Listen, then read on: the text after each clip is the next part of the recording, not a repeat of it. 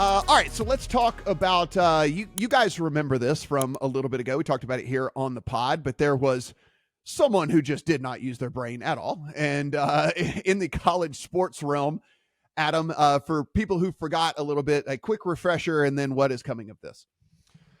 Earlier this year, what we saw out of the state of Ohio and the state of Alabama is something that I hope we never see again in the regulated sports betting industry, because it is so comically stupid and incredibly irresponsible that it needs to be made the example for everyone to look at. So if you don't remember, what happened here was someone showed up at the BetMGM Sportsbook at Great American Ballpark in Cincinnati, RIP, as they have now moved that out of the ballpark,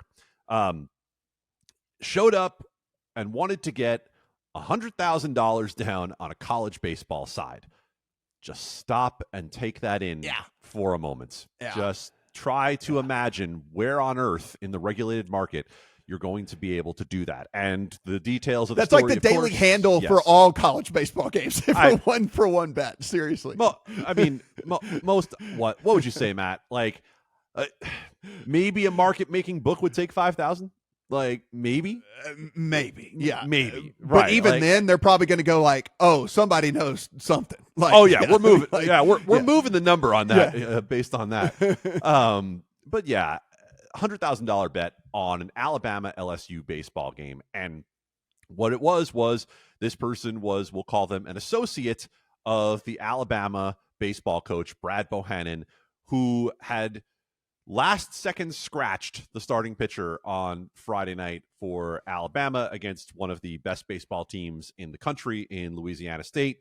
And that information somehow made it from the manager to this person, who tried to then use that information to go place a very, very large wager on LSU. And the news of this is that, as expected, the Ohio Casino Control Commission, their staff has recommended that both Bohannon and Bert Neff, the person who was trying to get the bet down, be placed on the involuntary exclusion list and no longer be allowed to wager anywhere in Ohio. It's expected that will pass. It's expected, in my brain, that was the only possible outcome that could have come out of this situation in the long run. So if you're thinking about doing comically stupid things to bet on U.S. regulated sports betting, please know that there are people out there watching to make sure that you cannot.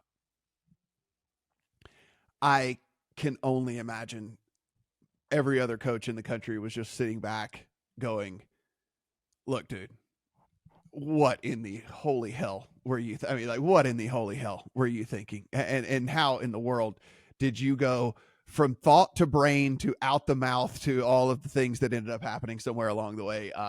Insanity. But as you mentioned, I can't imagine anyone being this dumb, but this is certainly good. Let's go ahead. Boom. Get this out there. Make sure this doesn't happen again in college sports. But holy mackerel, what a giant blunder.